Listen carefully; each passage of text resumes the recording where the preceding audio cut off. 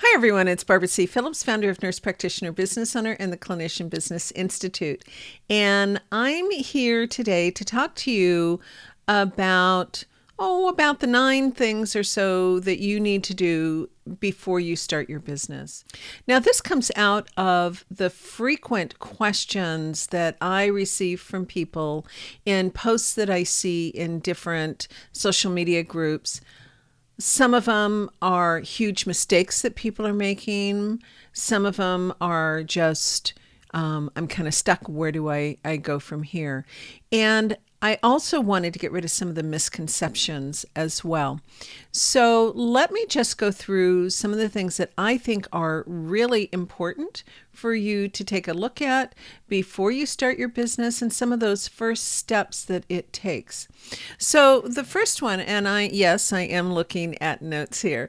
So the first one is, why do you even want to start a business? What's really important about this question is starting a business, starting a practice is super popular right now among nurses and among advanced practice nurses. I see it everywhere.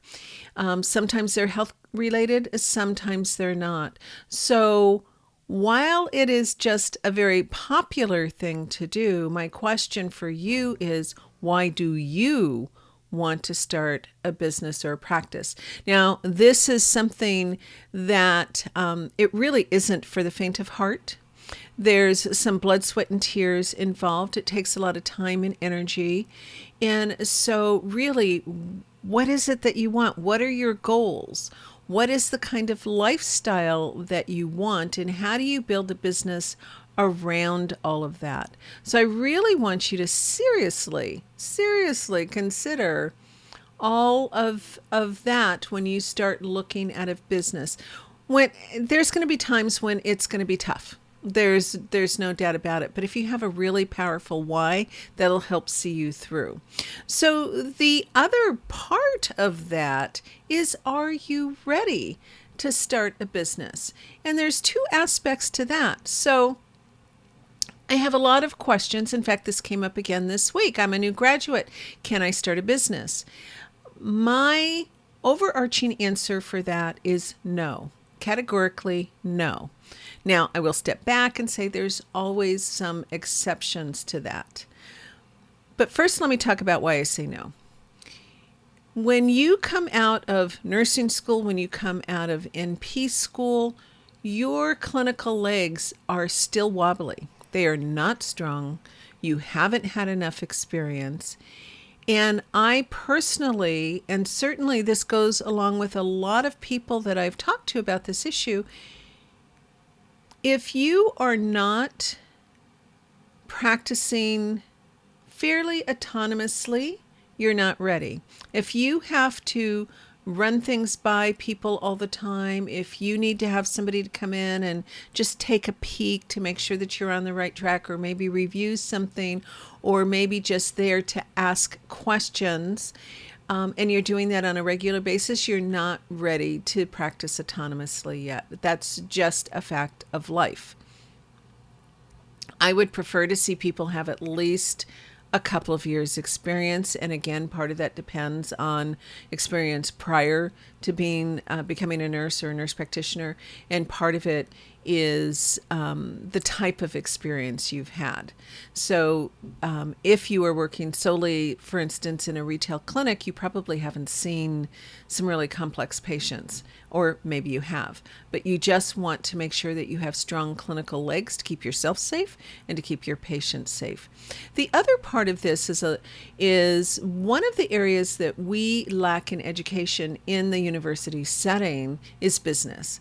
And a lot of people don't understand the first thing about business. And it's really important that you do before you go ahead and start that practice. So get some education.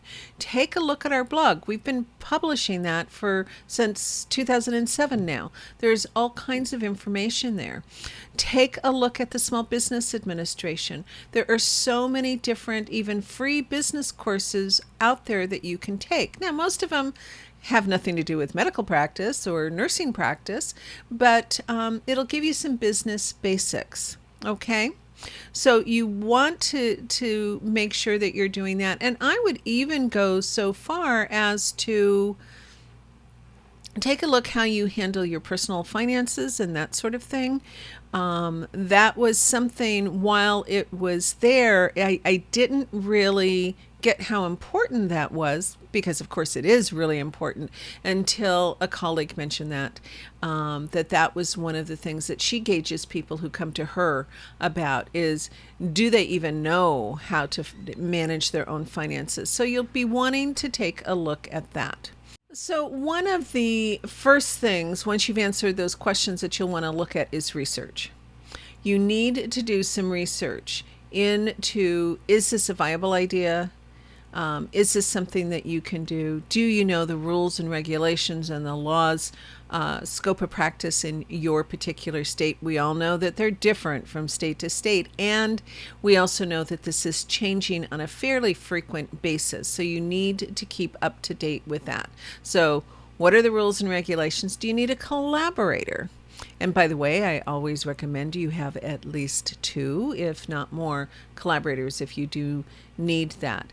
But you want to take a look at the ideas that you have for your business model and start doing some research. You need to be looking at what else is out there and trying to figure out what is it that you can do that's differently and better than your colleagues that are out there doing this. You also want to start looking into what are some potential business models and how can you make that work? What do you need to make that work? What kind of finances are there? Do you know your startup costs? Do you know how much it's going to cost you to run that practice? And when you start looking at your finances and coming up with the prospectus and you're looking at your business plan, you'll want to figure out, how many patients do I need to see a day in order to break even? How many patients do I need to see a day to create a profit in my business? What does it take to run this practice? And how are you going to get there? How long is it going to take to get there? Now, those things are things that are really important in your business plan. And yes, every practice, every business should have a business plan. You don't necessarily need the big executive plan unless you're trying to go for bank financing or another form of financing. If you're self-financing, you still want a business plan. But your business plan can be a few pages. It can be 100 pages. It just depends on you. Your business plan is going to be a breathing, living entity that's your roadmap to show how you're going to get from point A to point B. So it's really important to have that business plan. Next, let's talk about money. Yes, money. Any business, no matter what kind of a business it is, and I don't care if you're trying to start a nonprofit or a for-profit type of a business, you need to be concerned about money, because that's what it's going to take to run that business, to operate that business, to grow that business. It's no different than your household. If you think about it, your household is a business. You have to have money coming in. There's money going out. You need to know where that money is coming from. So just as important, and even more important, is how you're going to do that in your business. So for instance, your business model, is it going to be a cash-based practice or business? Is it going to be a third-party payer type of a business? Is it going to be both? There's a lot of implications in that. In most cases, because direct primary care practices are so popular these days, in most cases, it's going to take that business a little bit longer to grow than an insurance-based business, because people are still even learning what direct primary care is and why should I have to pay if I have this insurance, and these kinds of things. So that practice is going to take a little bit longer to start up. So let's just say you're going to focus on insurance, Medicare, Medicaid, third-party reimbursement, Blue Cross, Aetna, Cigna, et cetera, et cetera, et cetera. You have to get credentialed with them first. And then then they'll give you a contract. You may need to look at, definitely, not may, you definitely need to look at what they're planning on reimbursing you.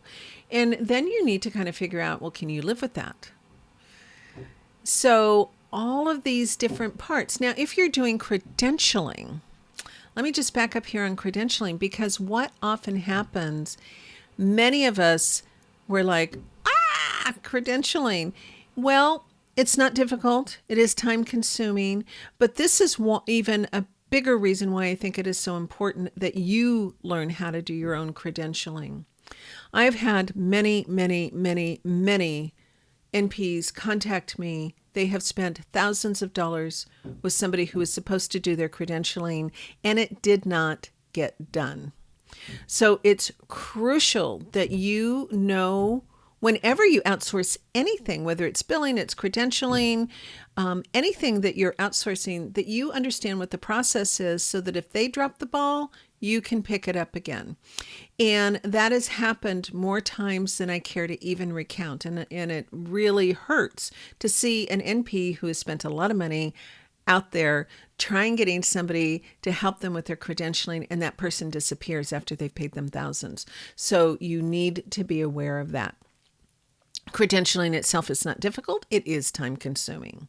But you'll find resources again at our blog and at Clinician Business Institute if that's something that you're interested in. The same thing with billing. You need to understand the billing process.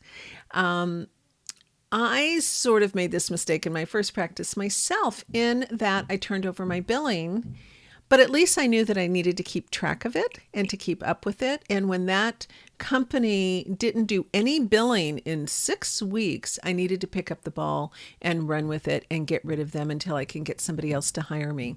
I don't really advocate that you necessarily do all of your own billing. It's pretty time consuming, and there's a lot of follow-up that needs to be done.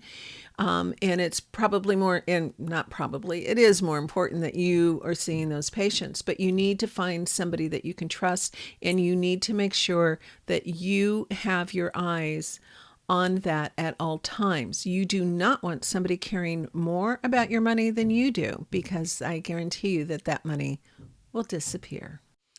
Another thing I just want to mention very briefly is cash flow. This is what takes businesses out of business, is problems with cash flow. So again, looking at your expenditures, looking at money that's coming in, whether it be cash, whether it be insurance, whether it be a little bit of both, or maybe some side income as well. But it's really important that you keep an eye on your cash flow, that you understand about the accounting. You should have a good CPA.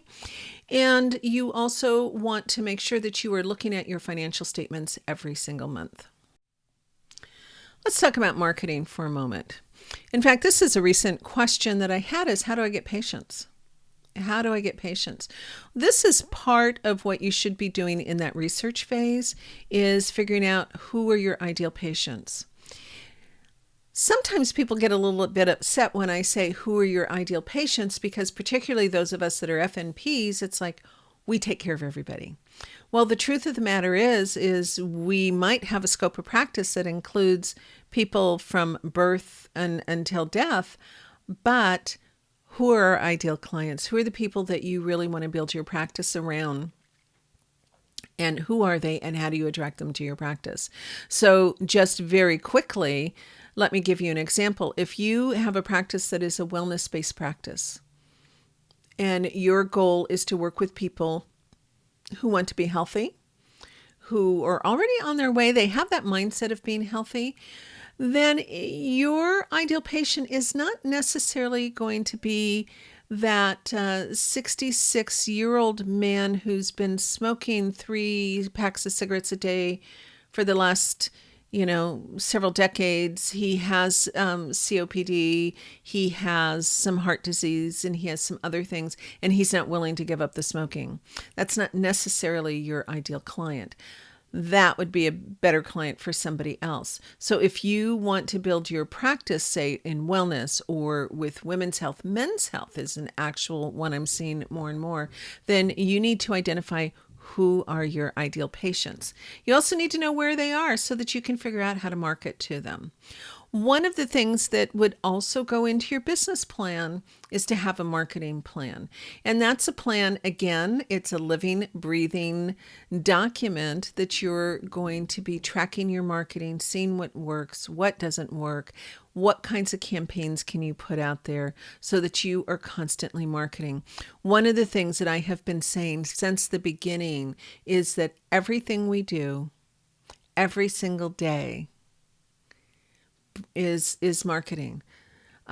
We are always bringing patients into our practice. We are always, always, always marketing from the time that you answer the phone, from the time somebody comes to your website, from the time they walk in your door. That is all marketing. So it's really important that you take that into consideration and not just see, oh, let me put a post up on my Facebook page. That's not really marketing. So you want to have a strategic plan in place to do your marketing. Now let's spend a moment talking about operations, compliance, and that sort of thing. With any business, and particularly healthcare businesses, there's a lot of regulations. Behind it, there's a lot of do's and don'ts. Some of those regulations are federal. Some of them are going to be state. Many of them are going to have to do with your scope of practice as well. And many of them come out of CMS. So we need to be aware of those things. So one of the things that you need to really consider is your OSHA regulations. Now, if you have even one part-time employee, you must have a program in place. Now, OSHA is much more for us than just bloodborne pathogens. It also happens to be safety issues and exits and radiation and all kinds of things. So you need to be aware of what you need. Another thing that all of us, no matter what, need to be paying attention to is HIPAA, of course. And so you'll want to make sure that you have a HIPAA program in place. You'll want to make sure that you have, and this is particularly important, that you go through the security risk analysis and you follow up on that and fix all of those things. Those are just two compliance programs. There's also compliance regarding billing, regarding coding, regarding False Claims Act, those kinds of things that you'll want to keep up with. Also within operations, you're going to have things like all of your financial policies, not only for your practice, but for your patients, for your employees. You need to have those, and everybody needs to understand what they are. That's, I think, one of the first policies and procedures I tell people to put into place, because that is so key. But you also, if you have employees, there's all kinds of employment laws, both federal and state, that you need to comply with as well. So those are just a few of the things that you need to be thinking about when you're starting your practice. It's not just, oh, I have, and this is, I'm going to call this out. This was actually a question that I had recently. I have my collaborator. Can I open my practice? You need so much more than just a collaborator to open your practice. You need to make sure that you have a complete plan in place and you know exactly what it is that you need to do and at what point. Now, I've covered just several things at a surface level. It goes a lot deeper than that. And again, you can find more information over at npbusiness.org. That's our blog that we've been publishing, and also at Clinician Business Institute. And I will somewhere around this video post a list of some different articles that you can get started reading that are on our blog, so that that'll give you a little bit more information. And if you have any questions, go ahead and reach out to me. I look forward to hearing from you. And again, I'm Barbara C. Phillips. I'm the founder of Nurse Practitioner Business Owner, npbusiness.org, and the Clinician Business Institute. I look forward to talking to you soon. Bye-bye now.